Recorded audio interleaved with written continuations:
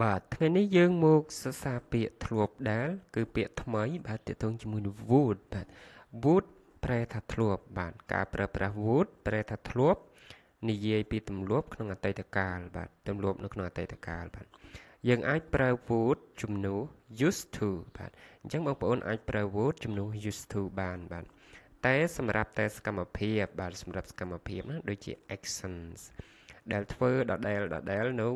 អតីតកាលប៉ុណ្ណោះមិនអាចប្រើជាមួយស្ថានភាពឬ state verb ដូចជា live លើ be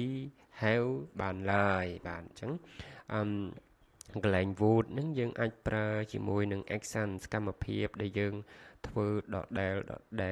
បងប្អូនដោយបងប្អូនធ្លាប់ញ៉ាំបាយនៅវេលាព្រឹកម៉ោង8អញ្ចឹងយើងដាក់ I would eaten បាទ I would eat breakfast at 8 o'clock បាទខ្ញុំធ្លាប់តែញ៉ាំ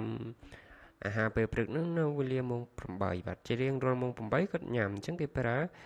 នៅក្នុង would ហ្នឹងយើងប្រើធ្លាប់នៅក្នុង action សកម្មភាពដដែលនៅក្នុងអតីតកាលបាទតែយើងមិនអាចប្រើជាមួយនឹង state verb បាទដូចជា live love be and have បានឡើយបាទអញ្ចឹងយើងទៅមើលឧទាហរណ៍ទាំងគ្នាបងប្អូន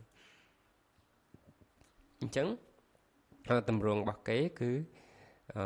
subject បាទប្រធាន plus would បាទ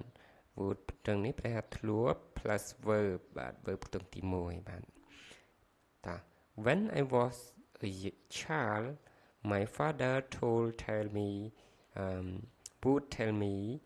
a story before bed បាទ when I was a child my father would tell me a story before bed បាទកាលខ្ញុំនៅក្មេងឪពុករបស់ខ្ញុំតែងតែនិយាយរឿងនិទានឲ្យខ្ញុំស្ដាប់មុនពេលចូលគេងបាទបងប្អូនអញ្ចឹងកិច្ចការបងប្អូនសូមបង្កើតប្រយោគទាក់ទងជាមួយនឹង would បាទទាក់ទងនឹង would ប្រែថាធ្លាប់នឹងបាទអញ្ចឹងអាច